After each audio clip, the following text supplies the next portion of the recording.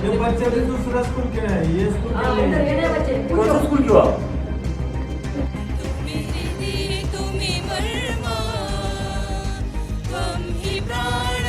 ये सवाल आप राहुल गांधी से पूछिए।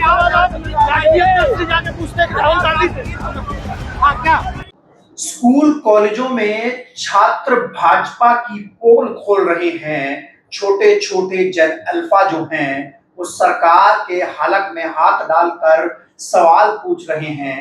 तो बीजेपी उनके सवालों से घबरा चुकी है और देश में मुसलमानों के खिलाफ एक बड़ी साजिश रच रही है ताकि देश में फिर से हिंदू मुस्लिम माहौल बनाकर चुनाव जीत लिया जाए। लेकिन बीजेपी की ये साजिश फेल हो चुकी है। बसपा सुप्रीमो मायावती ने मोदी और शाह की सारी हेकड़ी निकाल दी है। जिस चीज पर उनको गर्व था कि वो चुनाव को हिंदू मुस्लिम कर ले जाएंगे, वो सब हेकड़ी जो है बहन जी ने निकाल दी है। मुसलमानों के खिलाफ हो रही एक साजिश का पर्दाफाश कर दिया है। नमस्कार, मेरा नाम है गौरव पाल, आप देख रहे हैं गौरव का चश्मा। वंदे मातरम गायन को लेकर पूरे देश में विवाद हो रहा है। बीजेपी वंदे मातरम जो राष्ट्रीय गीत है उसको एक हथियार बनाकर विपक्ष और देश के मुसलमानों पर निशाना साध रही है और विपक्ष और देश के मुसलमानों को देश विरोधी घोषित करने में लगी हुई है। हाल ही में बीजेपी ने मॉनसून सत्र के दौरान एक विधेयक जो है वो पास कराया, जिसमें केंद्र सरकार ने राष्ट्रीय गान सम्मान अपमान विधेयक 2026 पास कराया, जिसमें राष्ट्रगीत वंदे मातरम और राष्ट्रगान जनगण के सामने कानूनी संरक्षण का दर्जा दिया गया, जिसमें कुछ लाइनें जो पहले नहीं गाई जाती थी, बीजेपी ने कहा पूरा गाना गाया जाना चाहिए। इसको लेकर बीजेपी एक राजनीति कर रही है और खासकर इस देश के मुस्लिम समाज को टारगेट करने की कोशिश कर रही है। और ऐसा नहीं है कि राष्ट्रीय गान को लेकर, राष्ट्रीय गायन को लेकर पहले कोई कानून नहीं था, सब था, लेकिन बीजेपी जानबूझकर देश में ऐसा माहौल बनाना चाह रही है कि फिर से देश हिंदू मुस्लिम की ओर चला जाए। लेकिन बहन जी ने भाजपा की पोल खोल दी है। बहन जी ने ट्वीट करते हुए लिखा कि देश में वंदे मातरम गायन को पूरा गाना है या शुरू के 2 छंद गाना है या नहीं गाना है, इसको लेकर जो इस समय देश में राजनीतिक चल रही है यह ठीक नहीं है। और इस मामले में हमारी पार्टी का यही कहना है कि वंदे मातरम गायन को लेकर अभी हाल ही में संसद में जो कानून पास किया गया है यह कोई पहली बार ऐसा नहीं हो रहा है, क्योंकि केंद्र व राज्यों में सत्ता परिवर्तन के दौरान सभी पार्टियां अपने राजनीतिक स्वार्थ फायदे के हिसाब के लिए या फिर अपनी कमियों पर से जनता का ध्यान बांटने के लिए ये सब करती रहती है, अर्थात एक दूसरे के बने कानूनों को बदलती रहती है। जबकि इस समय देश व जनहित के मुद्दों पर खासकर बेरोजगार युवाओं व छात्रों, जेनजी व स्कूली बच्चियों के जैन अल्फा एवं इस समय देश के कुछ भागों में भयंकर आई बाढ़ से हो रही जान माल की हानि आदि से अनेकों और भी महत्वपूर्ण मुद्दों पर केंद्र सरकार व सभी राज्य सरकारों को, साथ ही साथ सभी राजनीतिक दलों पार्टियों को सही से समुचित ध्यान देना चाहिए। यही वर्तमान देश की जनहित समय की मांग है, जो कि जरूरी है। बहन जी साफ कह रही है कि ये जो वंदे मातरम, राष्ट्रगायन, राष्ट्रगान का मुद्दा है, इसको लेकर जो कानून है वो समय समय पर बनते रहे और इसको लेकर राजनीति हो रही है कि कैसे गाया जाना चाहिए, पूरा गाया जाना चाहिए, अधूरा गाया जाना चाहिए। इस समय देश में राष्ट्रीय गीत का मान सम्मान अपमान वंदे मातरम मुद्दा नहीं है। इस समय देश में जो मुद्दा है वो मुद्दा जेनजी का है, जन अल्फा का है, रोजगार का है, युवाओं का है। और सरकार अपनी कमियों पर पर्दा डालने के लिए ऐसा कर रही है, इससे पहले भी करती आई है। हाल ही में 15 अगस्त को बीजेपी के लोगों ने कांग्रेस दफ्तर में गाए जा रहे राष्ट्रीय गान को लेकर, वंदे मातरम को लेकर, जिसमें सोनिया गांधी, मल्लिकार्जुन खड़गे, राहुल गांधी मौजूद थे, उसको लेकर आपत्ति जताई थी और कहा था कि देखिए कैसे कांग्रेस जो है इस गान को नहीं गा रही है। लगातार जो भाजपा के चिलगोजे हैं, चिंटू हैं, वो लगातार मुसलमानों को राष्ट्रीय गान गायन को पूरा गाने को लेकर तमाम चीजें कहते हैं, जबकि मुसलमान तो ये पूरा गाना गा देते हैं, लेकिन बीजेपी के चिंटू ही नहीं गा पाते। ये वीडियो देखिए कैसे बीजेपी का चिंटू जो है वो पूरा राष्ट्रगान जो है वंदे मातरम नहीं गा पा। आप राष्ट्रगीत गाकर उनको जवाब दीजिए कि भारतीय। देखिए हम लोगों ने राष्ट्रगीत गा दिया है।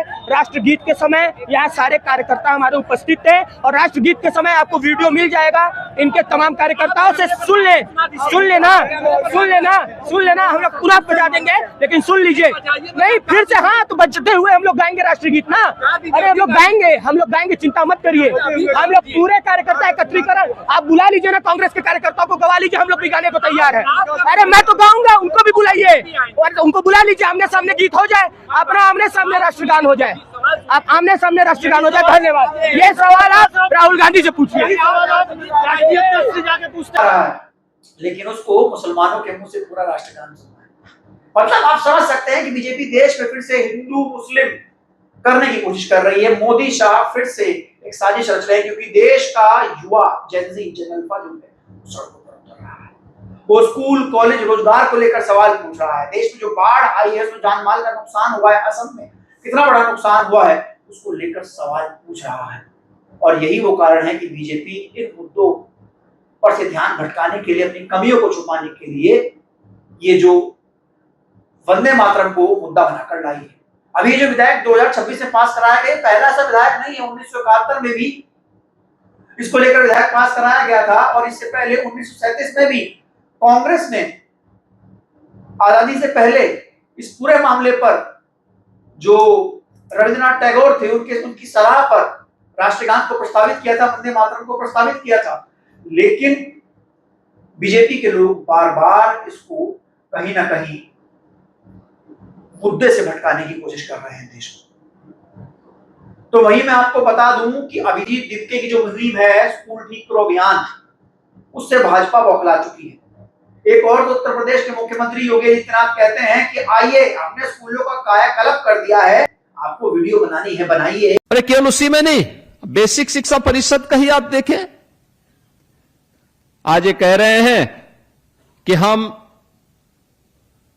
स्कूलों का वीडियो बनाएंगे। जरूर बनाओ भाई।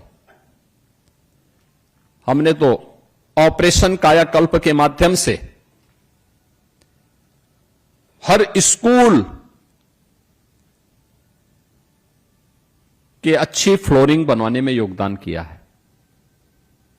बालक और बालिकाओं के लिए अलग अलग टॉयलेट बनवाए हैं, पेयजल की व्यवस्था दी है, स्मार्ट क्लास और डिजिटल लाइब्रेरी वहां दी है। लेकिन वही चुपके से चोर दरवाजे से नोटिस जारी कर देते हैं स्कूल में कि स्कूलों में फोटो वीडियो नहीं बनाई जाएगी। इससे छात्रों की निजता का हनन होता है। योगी जी बताइए, अभी तो आप मंच से खड़े होकर कह रहे थे कि जाइए स्कूल देखिए हमने सब बना दिया है, और अब चुपके से वीडियोग्राफी पर स्कूल की असलियत दिखाने पर रोक लगा देना है। इसका मतलब साफ है कि आपने पिछले 10 सालों में स्कूल में कोई काम नहीं किया है और आप डर रहे हैं जब स्कूलों की असलियत सामने आ रही है, जब जेन अल्फा सड़कों पर उतर रहा है, शिक्षकों की मांग कर रहा है, स्कूलों को सुधारने की बात कह रहा है।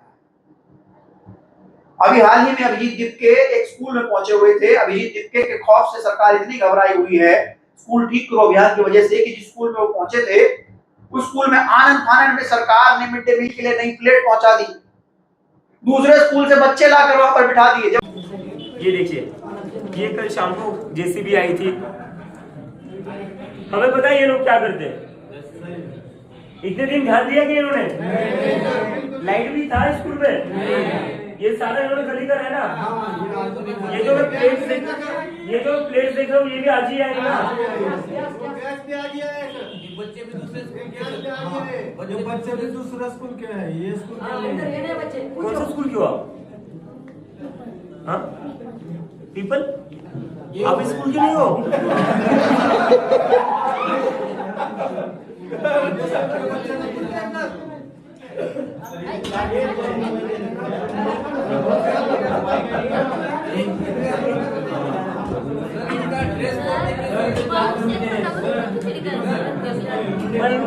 लेकर्स या शाळेची नाही आहे, पहिल्यांदा बघतोय मैं, मेरी जिंदगी में पहली बार देख रहा हूँ। एक मिनट, चोरी पकड़ल्या गेलेली है। बाहर दूसरे स्कूल के बच्चे लाए गए यहाँ पर खाना खिलाने के लिए मीडिया के सामने। एक सेकंड, आप बोलिए।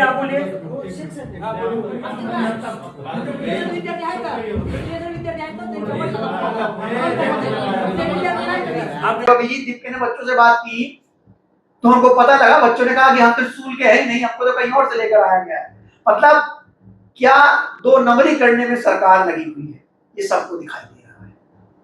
साथ ही साथ आशुतोष वाका जयपुर के एक स्कूल पे पहुंचे थे जहां पर बीजेपी नेता ने स्कूल पर कब्जा करके अपना तबेला बनाया हुआ था, ऐसा आशुतोष वाका ने कहा है। और जब आशुतोष वाका ने स्कूल की हालात को देखा और वहां पर सवाल किया तो बीजेपी के लोगों ने आशुतोष वाका को दौड़ा दिया। मतलब भाजपा के लोग नहीं चाहते हैं कि आपके बच्चे अच्छी शिक्षा लें, वो नहीं चाहते हैं, वो चाहते हैं कि धन्ना सेठ प्राइवेट स्कूल वाले पैसा कमाएं।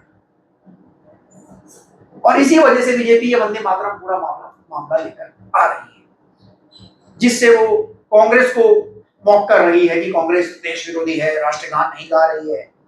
मुस्लिम जो है पूरा राष्ट्रगान नहीं गाते हैं, ताकि जो स्कूलों के हालात हैं जो इस समय सबके सामने आ रहे हैं वो किसी को पता ना चल सके, उससे ध्यान भटकाया जा सके। और इस देश का गोदी मीडिया इसमें सरकार का पूरा साथ दे रहा है। तो आप बताइए देश के लिए बड़ा मुद्दा क्या है? राष्ट्रीय गान के छंद कितने गाए जाए कितने नहीं गाए जाए, देशभक्ति दिल में होती है, देशभक्ति दिल में होती है। जो व्यक्ति गूंगा है क्या वो देशभक्त नहीं होगा जो राष्ट्रगान नहीं गाएगा? देशभक्ति दिल में होती है। गीत और गाने के छंद को गाने से देशभक्ति प्रमाणित नहीं होती। लेकिन बीजेपी के लोग की पुरानी आदत है कि वो सर्टिफिकेट बांटते हैं, वो दूसरे को मीट मछली खाने पर टोकते हैं कि सावन में फला मीट मछली खा रहा है। उनके जो राष्ट्रीय अध्यक्ष हैं वो आंध्र प्रदेश में जाकर चिकन दबा कर पीते हैं सावन के महीने। तो ये सबसे बड़ी कमी है बीजेपी की। बीजेपी किस तरीके से अपने फायदे के लिए देश को अंधकार में छोड़ देती। लेकिन आज बहन जी ने मोदी शाह की हेकड़ी निकाल दी और मुसलमानों के खिलाफ जो साजिश हो रही थी, जो वंदे मातरम गाने के नाम पर मुसलमानों को देशभक्ति का प्रमाण पत्र बांटने की साजिश और उनकी देशभक्ति पर सवाल उठाने की साजिश बीजेपी कर रही थी, उसको बहन जी। तो इस खबर को लेकर आपकी क्या राय, आपका क्या कहना, आप लोग कमेंट सेक्शन में लिखकर बता सकते हैं। धन्यवाद, नमस्कार।